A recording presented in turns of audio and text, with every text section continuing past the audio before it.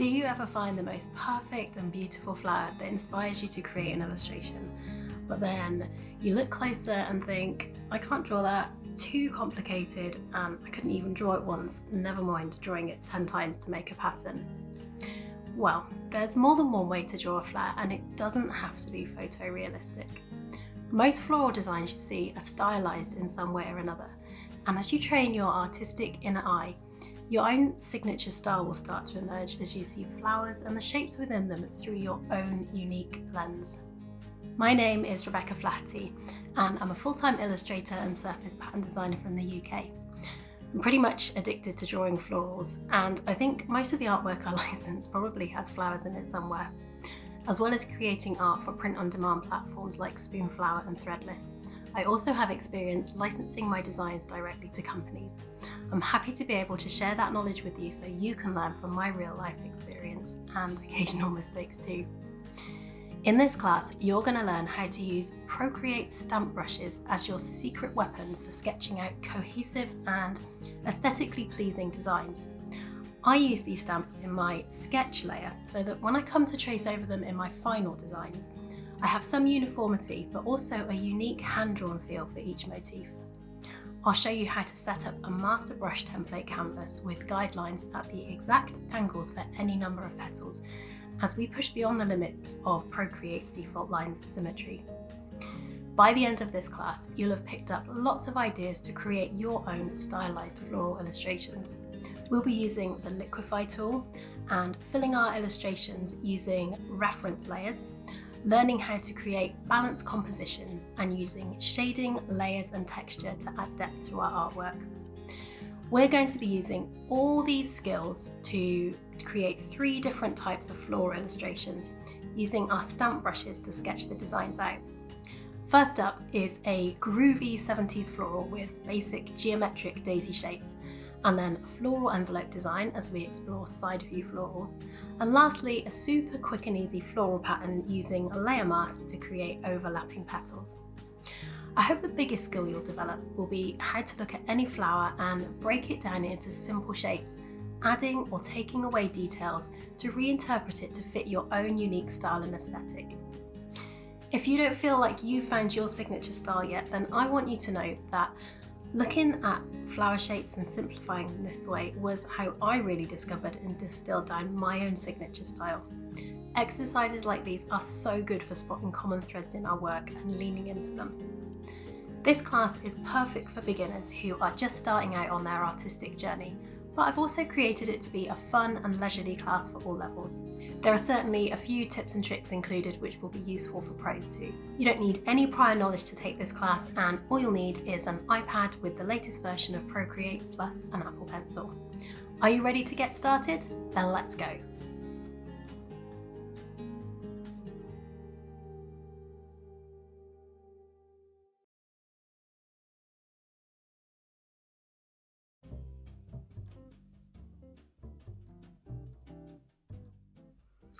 Okay, so for this lesson, you're either going to need to be someone who can draw flowers 100% from their imagination, or you're going to need some reference material.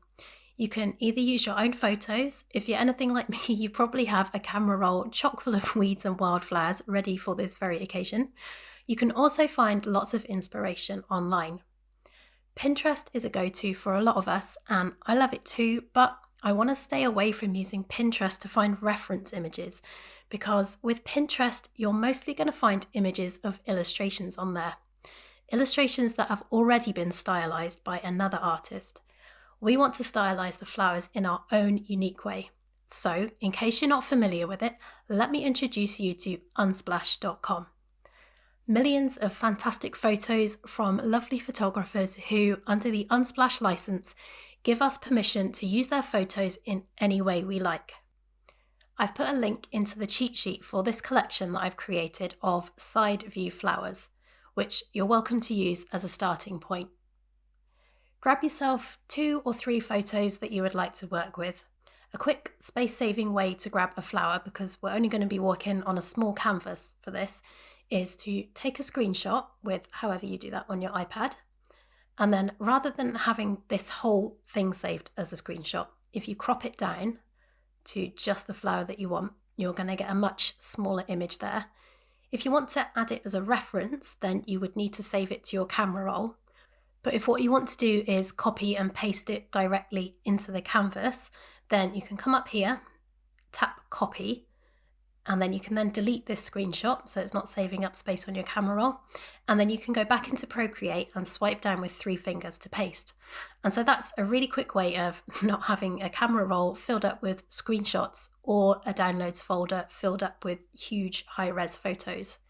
If you do want to download the full high-resolution version, you can obviously tap here, download, and then it will save to your downloads folder on your iPad. But you should find that a quick screenshot is fine here, especially as we're only working on 1000 pixel wide canvas. So let me have a look through the photos we've got here. So I think I'm gonna use this one here as a reference. So I'll just take a screenshot of this one. And I think I will save these ones to my camera roll so I can do them all in one go. So tap done on that one, save to photos. And maybe let's choose this one here. This looks like quite an interesting one to work with. So we'll just save that one to the camera roll as well. And these ones here, these bellflowers, I think they're going to be a good shape to use as well. Let's just crop this down to maybe just the individual flower actually. And then tap done and save it to photos. So have a look through all of these photos, search through Unsplash and find any flowers that you'd like to work with, and then we'll go back over into Procreate. So let's open up a brush creating canvas. You could use the other one and duplicate that, but we're not actually going to need to use any of the guidelines that we set up in there for this one. So I'm just going to start a fresh canvas. So as I said, there's 2 ways we could bring the flowers in here. We could insert a photo like this, and then choose one from our camera roll. Having it actually in your Procreate document like this is especially useful if you want to trace over a flower. The other thing we can do to get it into our canvas, because we have that photo of the first flower on the clipboard, you can swipe down with 3 fingers and then paste it into your document like that. So if you'd just been copying and pasting one flower at a time, that would be how you would do that without having it clog up your camera roll. The other thing we can do is if we tap up here and we tap on canvas and then turn on reference and then tap on image and then import an image here, you can bring an image in from your canvas, from your camera roll, and have it floating off to the side of the canvas, not actually in your document. This can be useful if you're filming a time lapse and don't want the photo in the video you're going to share. So that's 3 ways you could bring a reference image into Procreate. So this next part is probably the trickiest part of the whole class for me to teach. With the maths and the other aspects, it's just step-by-step instructions. But breaking down these flowers and how they look is going to be different for everyone, and it comes down to your own eyes, style and intuition. So I'll do my best to narrate what I'm thinking and seeing as I go, but as you're working, it's okay, and it's a good thing if other ideas are jumping out at you. The more times you do it, the more you'll start to lean in your own way of seeing and interpreting things. So to start with, I'm going to hide these, and I think I'm going to bring in that yellow daisy that we were looking at. So I'm going to tap up here, around here till you get that come up, and then you can import and bring in the daisy. Just going to tap the corner to resize this. So when I'm thinking about how to simplify a flower like this, I try and break it down into about 3 or 4 layers. The middle layer would be the pollen and stamens, which you can't see from this angle, but that doesn't mean that we can't add them in if we want them to be there. The bottom layer would be the petals at the back, which again, we can't see, but that doesn't mean we can't add some in poking out at the top. And then the top layer would be these petals at the front. If I was going to do a 4th layer where I was adding this body part of it, that would be an optional 4th layer. My illustrations are very stylized and whimsical, so I'm not going to be trying to capture every single petal and every different angle here, and I'm not going to hesitate to change up the shapes if I feel like it. Your style might be more lifelike though, and you might even want to trace over some of the parts of the flower, which is totally allowed by the way. And that's the very reason we used Unsplash to get these photos, because these photos are licensed to be used in this way. However, grabbing a photo off of Pinterest that's another photographer's work, they have not given you permission and you have not sought permission to trace over that photo and use it in your work. So I think with this flower, I'm going to make it asymmetrical. So I'm going to turn on my symmetry in the drawing guide, and I want vertical symmetry like that, so that's okay. Just resize this one again. And so I think I'm going to start with the top layer of these petals. So I'm going to grab my brush, I'm going to use this dry ink one, and we're going to be drawing in white. Let's just add a new layer and turn on drawing assist for this because we want it to be symmetrical. So I'm just going to kind of draw some cute daisy petal shapes coming out. I'm not going to worry too much about angles and overlapping and stuff. I'm just going to go for cuteness here.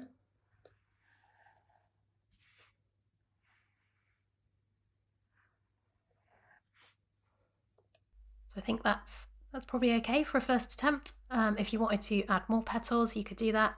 Obviously I've only used 3 here. There's lots more petals up there if you wanted to put wavy lines on the top, if that was the thing you wanted to do. It's just a case of like zooming in and figuring out which details stand out to you and which ones you want to incorporate into your designs. You might choose to bring these lines that you can see coming out of the middle there. You could add those in like that. You could also, although this is a shadow where we've got 2 petals overlapping, you might decide that that looks quite cool as an element, and you could incorporate that into your flower and stylize it that way. So yeah, have a look at all the little quirks that you can see on the flower and decide what you want to incorporate into yours. You can even add things that aren't there, you might decide you want to completely change up the shape on the end of these petals and put some frilly bits like that. So anything goes, and just go with what stands out to you and your imagination. So that is the top layer, the first layer. And although like I said, we can't see the bottom petals here, we know they're there. And in terms of if we're thinking about those stylized daisies that we drew in the last lesson, imagining turning those forward and imagining that the petals are there peeping out at the back, we can definitely add some of those in. So I'm just going to put those in here at the back. I think that kind of looks like an okay angle. And then I'm going to take my eraser, and because these ones here are the top layer, we can erase these parts where they overlap. I need to make my eraser a bit smaller there.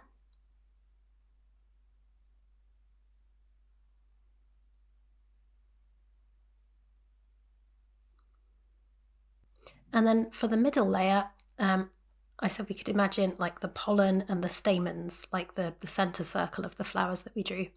And obviously we can't see that from this angle in the photo, but again, we know it's there and we can add it in any way that we might want to draw it. So I'm going to put a semicircle kind of coming over there, and then we can, like before, erase the bits that overlap with the petals that we aren't going to see. So that's the middle layer done, and you could possibly maybe put some little stamens poking out like that as well, with their pollen-y bits on the end of them. And then erase those bits where they've overlapped.